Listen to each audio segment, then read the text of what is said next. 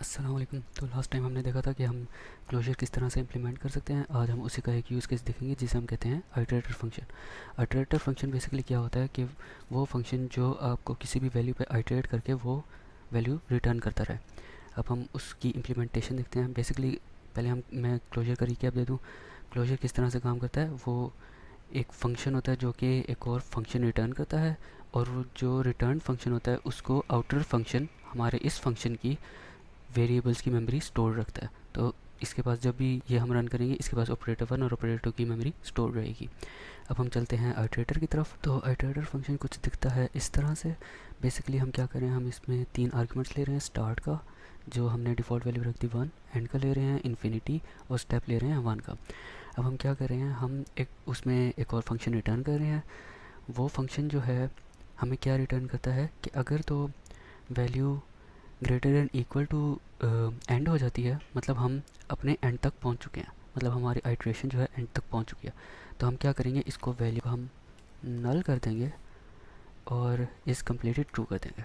और अगर हम अभी तक एंड तक नहीं पहुंचे, हमारी वैल्यू एंड तक नहीं पहुंची, तो हम सिंपली क्या रिटर्न कर देंगे, वैल्यू वैल्यू टू रिटर्न और इस कंप्लीटेड फॉल्स। तो हम इस फंक्शन में कर क्या रहे हैं, हम बेसिकली एक हम वैल्यू को स्टोर करा रहे हैं जो हमारी प्रीवियस वैल्यू है, और फिर वैल्यू को हम इंक्रीमेंट कर रहे हैं स्टेप के अकॉर्डिंगली। जितना भी हमारा स्टेप है उतने टाइम्स हम इंक्रीमेंट कर रहे हैं। तो हम ये जो वैल्यू टू रिटर्न है वो हम पास कर देते हैं, हम रिटर्न में एज एन ऑब्जेक्ट दे देते हैं। और हमारा ये जो है वैल्यू, वो हमारे नेक्स्ट टाइम के लिए जब हम इसको दोबारा हम कॉल करेंगे इस फंक्शन को, जो हमारा रिटर्न फंक्शन है, तो ये उसमें एक इंक्रीमेंटेड वैल्यू पड़ी होगी। तो हम इसको चला कर देखते हैं कैसे ये हमें रिज़ल्ट देता है।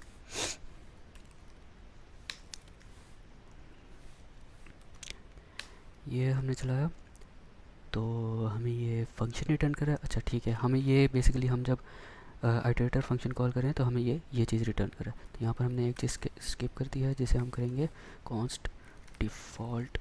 इसको हम कर देते हैं iterator with default values, default args is equal to iterator. अब हमारे पास इस चीज़ में ये फंक्शन स्टोर हो जाएगा, और अब हम इस फंक्शन को कॉल कर लेंगे। अब हम दोबारा से इसको चला कर देखते हैं। देखिए हमारे पास वैल्यू 1 आ गई और इस कंप्लीटेड फॉल्स आ गया। अब हम इसी तरह अगर हम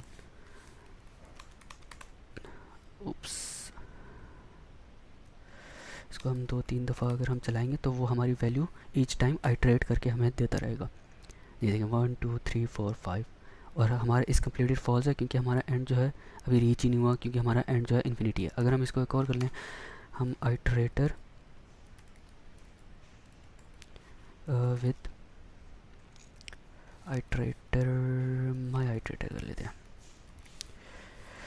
इसको हम वैल्यूज दे देते हैं कि स्टार्ट 1 से होगा और एंड जो है हम कर लेते हैं 4 तक। और अब हम स्टेप करेंगे, स्टेप हमारे पास 1 ही रहने देते हैं, तो हम इसको ऐसे ही छोड़ देते हैं। तो अब अगर हम इस चीज़ को दोबारा रन करें तो हमें ये क्या वैल्यू दे रहा है, 1 2 नल नल नल। अच्छा, अब हमारे पास वैल्यू 1 2 नल नल नल आ रही है। ये हमारे पास इसलिए आ रही है, हमें चाहिए थी 1 2 3, और उसके बाद जो है हमारे पास नल आना चाहिए था, लेकिन हमारे पास 3 नहीं आया। वो इसलिए नहीं आया क्योंकि हम इंक्रीमेंट जो है इस कंडीशन से पहले कर रहे हैं। हम इसको किस तरह से हम कर सकते हैं, हम वैल्यू की जगह हम वैल्यू टू रिटर्न अगर हम कर दें तब हमारा ये सही चलेगा। तो बेसिकली हम क्या कर रहे थे, हमारी वैल्यू जो थी वो 4 तक पहुंच जाती थी, और वो 4 एंड के इक्वल हो जाता था, और वो हमें रिटर्न नल कर देता था। ऑल्दो हमारी वैल्यू टू रिटर्न जो होती थी वो 3 हो जाती थी। अब देखिए हमारे पास वैल्यू 1 2 3 नल नल। ऑल्दो ये जो है बड़ा हमारा बेसिक सा आइटरेटर है।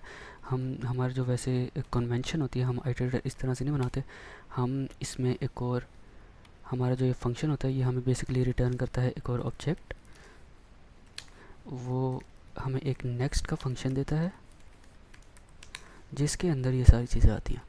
तो बेसिकली हमारा एक फंक्शन है, आइटरेटर फंक्शन जो हमें रिटर्न करे एक और फंक्शन जो कि हमें रिटर्न करे एक ऑब्जेक्ट, उस सब्जेक्ट में एक नेक्स्ट का फंक्शन पड़ा है जो कि वो सारी कैलकुलेशन करके हमें रिटर्न करे।